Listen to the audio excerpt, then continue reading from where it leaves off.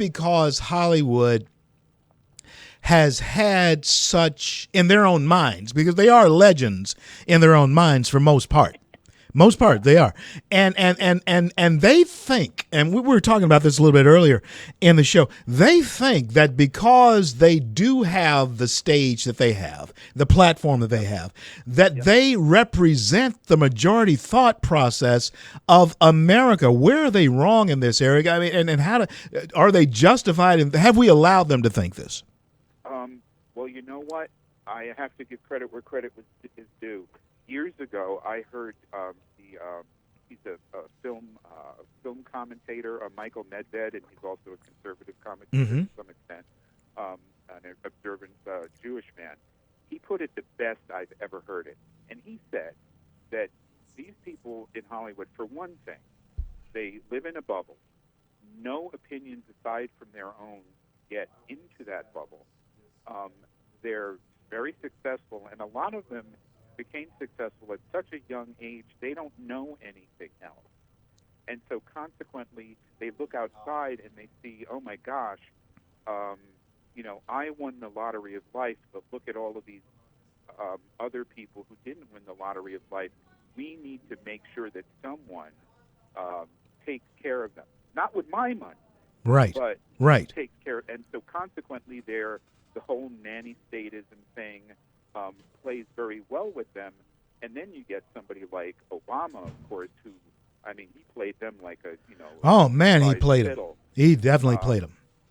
And it was sort of the, synergistic, they, I'll wash your back, you wash mine kind of thing. And so yeah, their worldview is just so skewed. By the fact that they're insulated, and each and every one of them are surrounded by sycophants. I mean, yeah. If you come and you say, hey, you're out of line, right? They just jettison you from their life, and it doesn't care if you're a family member or a friend or just somebody they met someplace. If they don't, they don't have to tolerate the kinds of you have friends who will call you on your BS if they think you're on a line, and so do I. Yes, indeed. Well, those aren't. And you're one of those, Eric. You're one of those people that if I was to start spouting and saying stuff that Al Sharpton would be saying, I would expect you to call me to the carpet because you're my friend.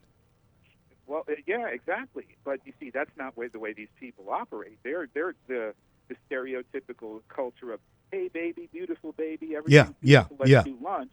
That's the truism. And you and I have met people like this, and it's not, it isn't really a stereotype. It's really a truism because that's the way they work.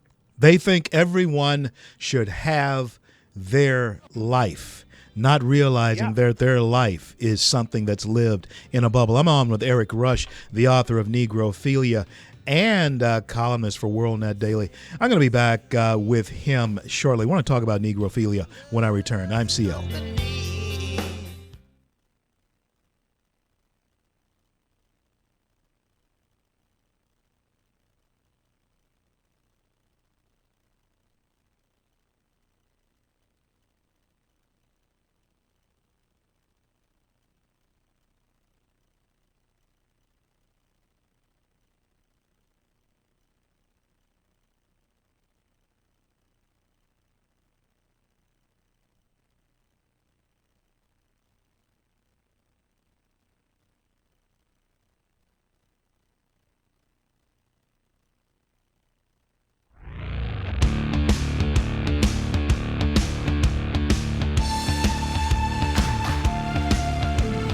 CL back with Eric Rush, author of Negrophilia and columnist for WorldNet Daily.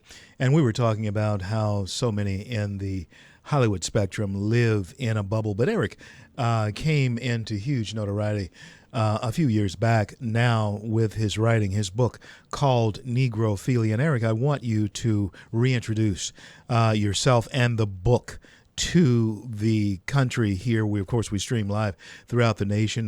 North Carolina, we're on a terrestrial station there, and folks in southern Arkansas, East Texas are listening as well. A pretty well listened to show, very well listened to show. Tell us the idea, the premise behind negrophilia. What is negrophilia? Well, necrophilia, the book sort of, I guess it encapsulates the way that the left, the political left, both utilizes and exploits Black Americans. Talking to that For mic, Eric. example, Talking to that mic. for example, Yeah. they utilize and exploit Black Americans, and we have a great example of this actually in the beating of this homeless man in Chicago. Yeah. Yeah. Um, this disabled a white guy, and they were beating him up, disparaging whites, and saying things about Donald Trump. I don't know how that factors into it, but okay. So you have the media, you have the press looking at this as well. Is it a hate crime? Well, of course it's a hate crime, but we can't, we can't call it as such because the assailants were black. Yeah. The bars lower for blacks, the whole affirmative action thing, and at the same time, the blacks are being exploited for political gain by the political left, and it's really a kind of a syndrome. I've been observing this as it came into being since I was a little kid.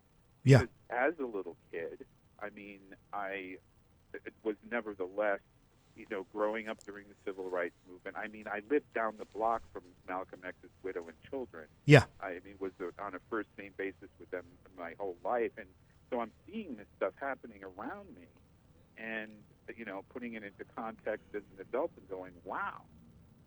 I mean, from one plantation to the other, And that's what it is. and nobody seems to, and even the so-called, establishment conservatives, who a lot of whom we're finding out are really progressives in cheap clothing.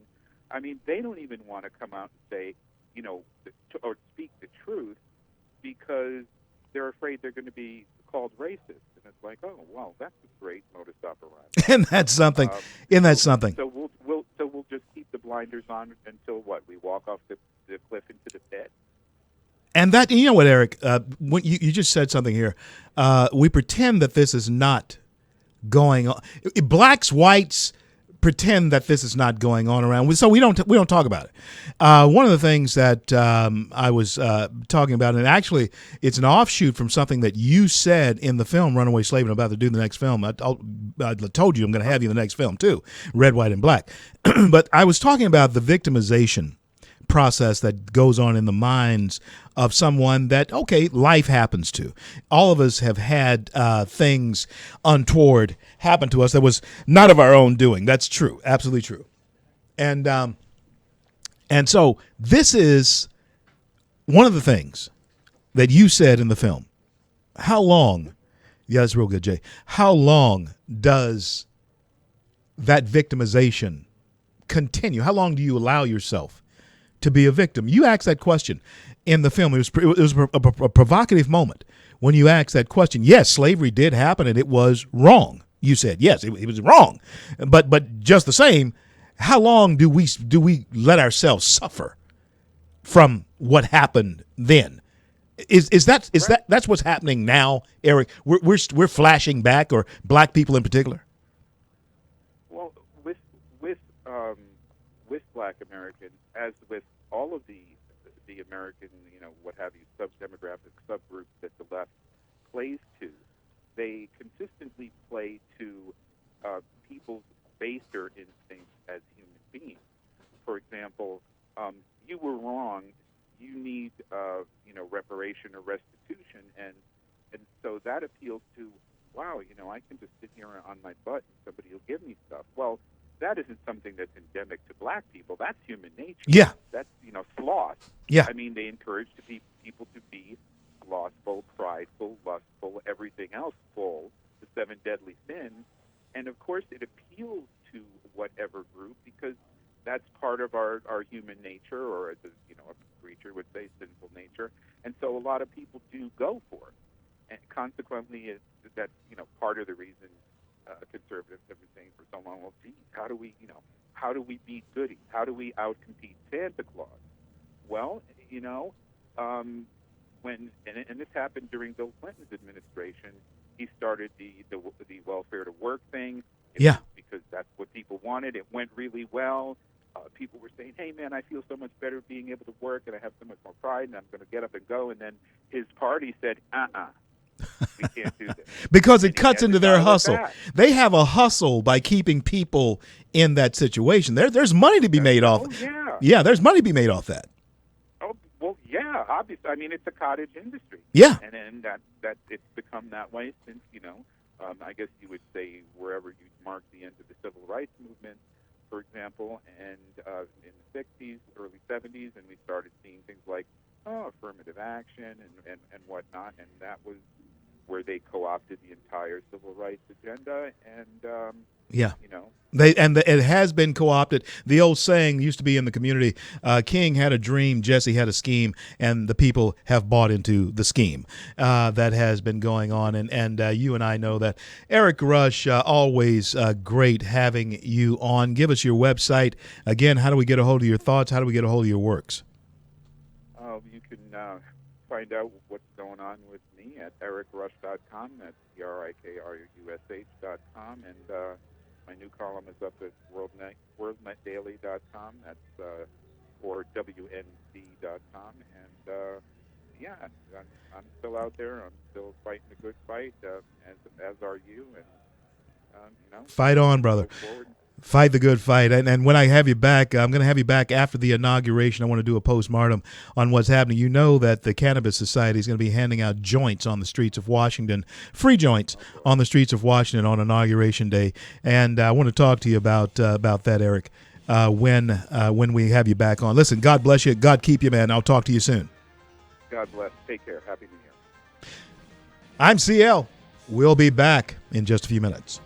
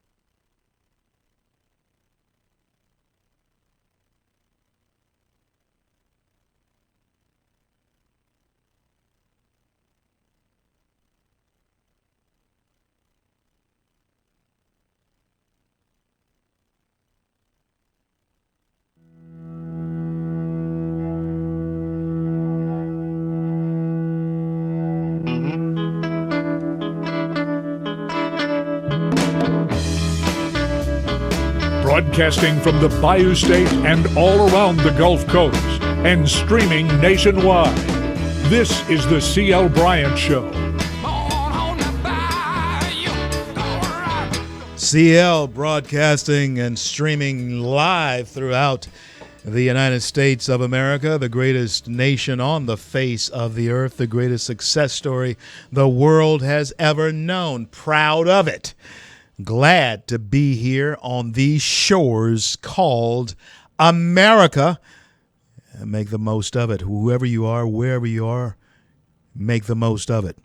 Greatest nation on earth. Do you know that Americans are addicted to snacks? Yes, they are. Addicted. In fact, those you see me with these little peanut butter crackers, all the time. Breakfast, lunch of champions. These peanut butter crackers are. I love them. I really do. I really do. It's a snack. It's just a snack. It's not something I eat all the time. I don't eat a ton of them or anything, but I have one at least every day. But there are Americans who, I guess we used to call them couch potatoes and all that kind of thing. Certainly our kids are snacked out. Kids snacked out video games. Kids are looking forward right now. School's going to kick back in here in Louisiana next week.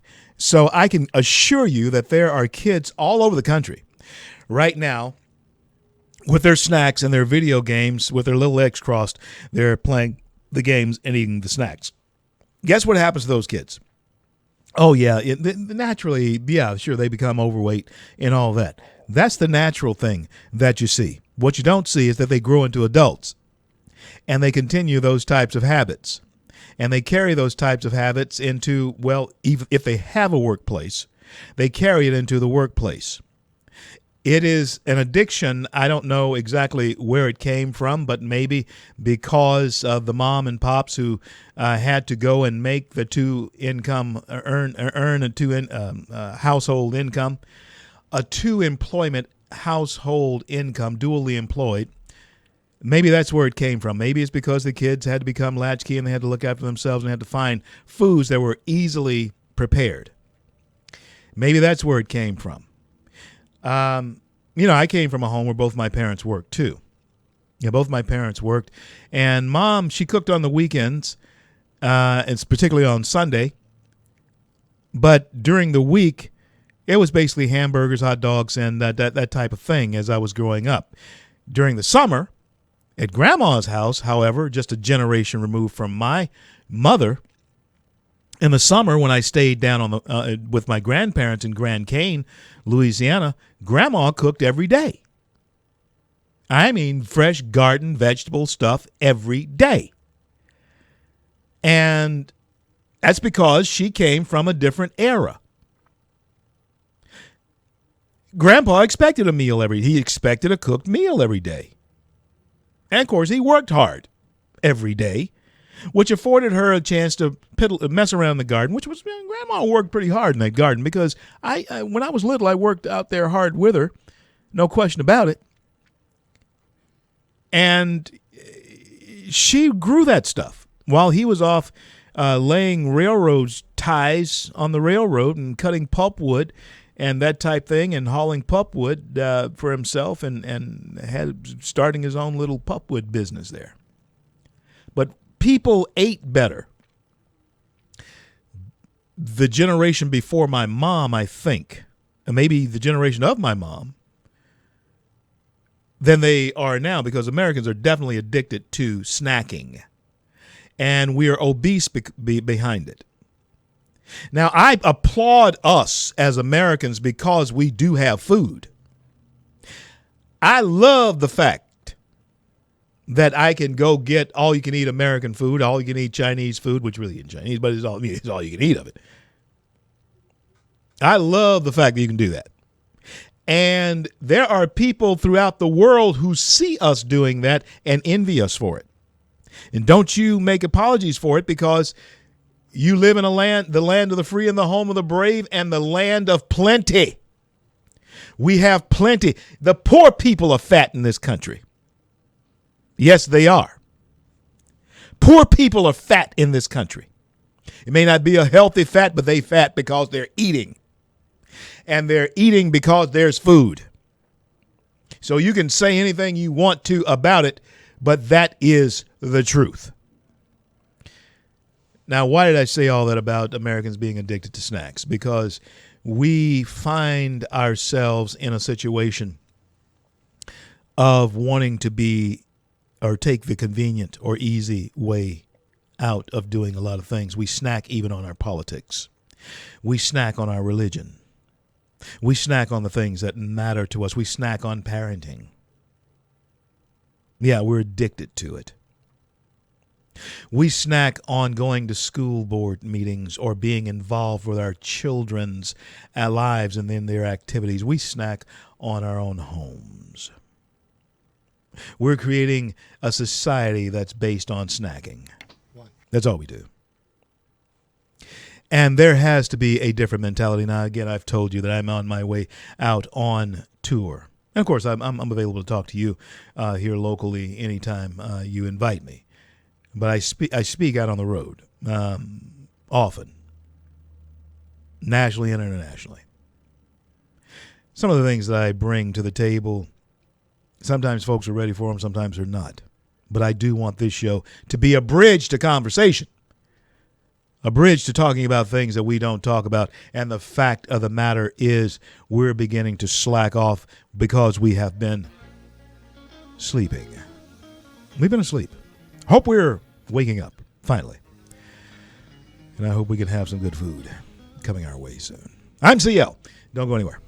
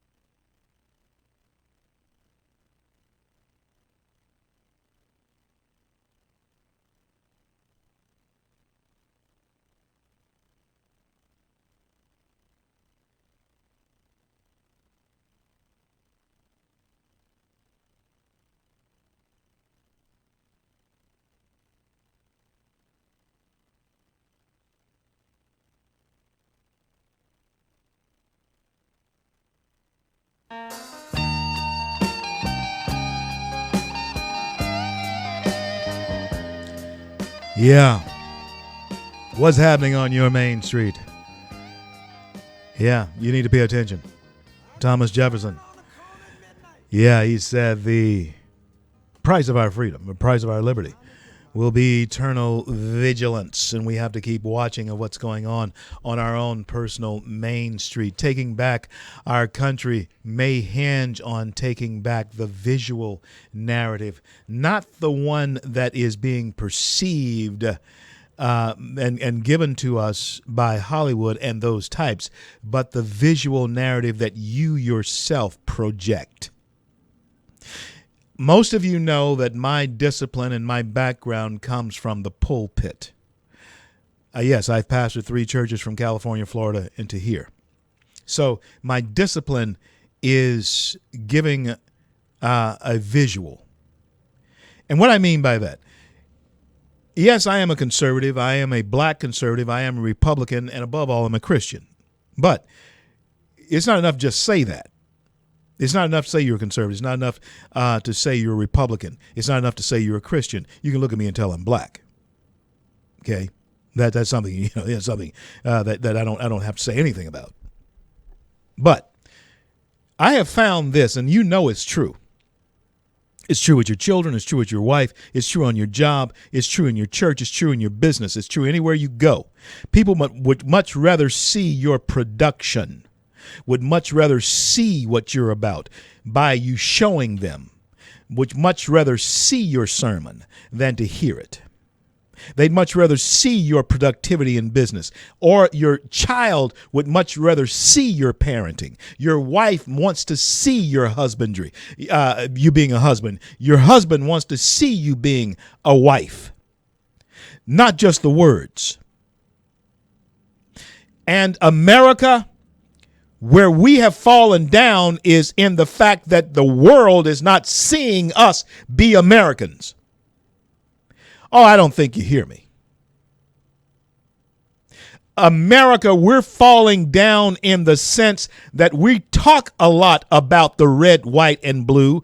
We are living off of our reputation of the past, but we're not living up to that reputation here in the present. And it has serious consequences to who we'll be in the future. Our children are failing because we have told them about a land of opportunity, but we have not shown them how to take hold of the opportunity. Are you hearing me? They'd much rather have seen us show them how to take hold of it. But what happened in our schools, we began to tell them things about this nation that were relative to other nations. We don't, without telling them that it doesn't matter how Germany does it. It doesn't matter how France does it. It doesn't matter how Russia is doing it. The only thing that matters is how America was intended to do it.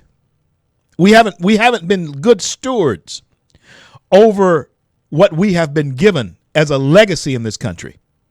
We haven't passed that on to our young people. And because of it, you now have on college campuses, socialist professors who are filling a void and telling a narrative and giving a story about America that our young people are buying into. Why? Because we have allowed that.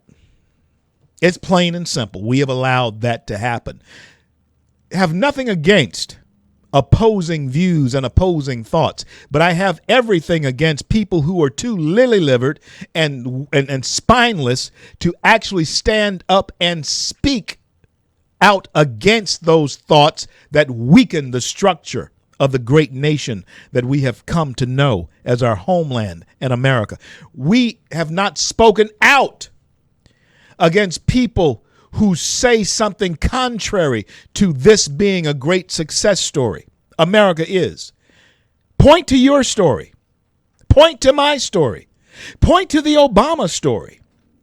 The only way your story, my story, Obama's story can be told in this world is because it's being told in America. That story cannot be told anywhere else. Think about your story. Think about your story. Think about your successes and even think about the failures and think about your success in your failure and the possible success of you coming out of your failures. Couldn't happen anywhere else if you really think about it. It's not going to happen anywhere else in the way that you're dreaming about it, in the way that you're hoping it happens. It could not happen anywhere else but here. But when we fail to let them see our story, when we just talk about it, when we become victimized, when we fail to let them see our story, not just hear it. Preachers, when you just preach your sermon, they don't let you don't live your sermon. Woman. Husbands, when you just talk about being daddy, but they don't see you being daddy. That means that entails bringing home the bacon. Mommy, when they hear you talk about do what I say and not do what I say and not what I do, when your daughters don't see you doing it. Oh, hey, I'm not going to preach to you, although I could. Makes a lot of difference. I'll be back to close it out in just a couple of minutes. Don't go anywhere. Conscience, I guess. If I were walking in your shoes, I wouldn't worry none. While you and your friends are worrying about me, I'm having lots of fun. Counting flowers on the wall, that don't bother me at all.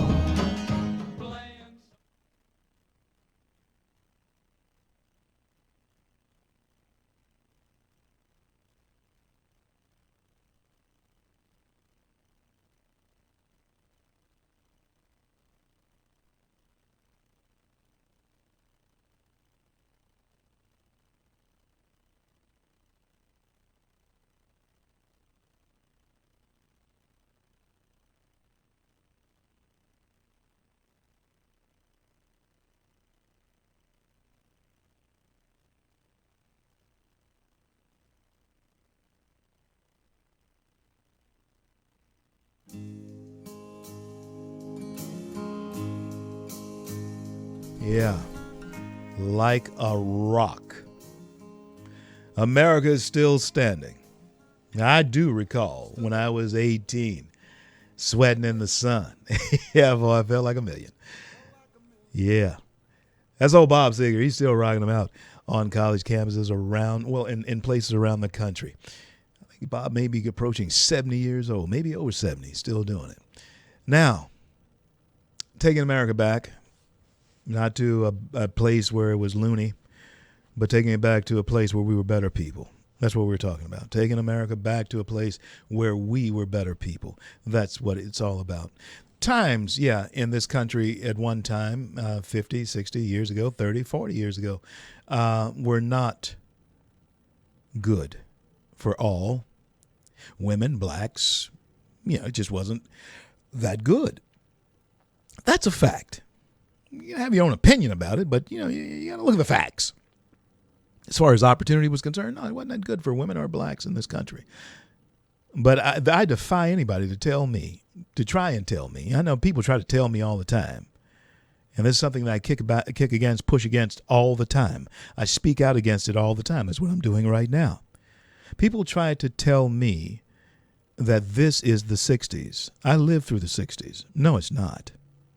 Young people today want to believe that, and there are people who want to put that in their heads, that this is the... No, it's not. We are going backwards, though, as far as that narrative is concerned, because progressive liberalism is very successful in promoting that narrative, and we as conservatives are not as successful in telling the story of our greatness. Why that is, I don't know. But all I'm telling you here as we close this show out today is that it is time now, and we have a great opportunity to let them see how people are more swayed by the visual than by the narrative. Let's let them see the greatness once again of America through our actions in our personal faith, in our politics, in our military, in our educational system. Let them see. Let the young people see again. Yes, because of the socialist seeds that have been planted in them, they may actually kick against what they're seeing, but they can't deny the greatness of it. It has made us great, and it will keep us great.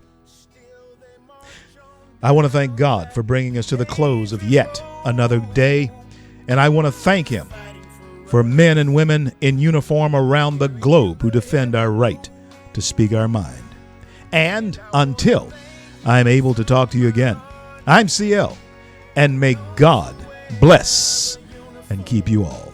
For all you sacrificed to keep freedom alive, and to the families left behind, we'll stand by your side, and the bond will never be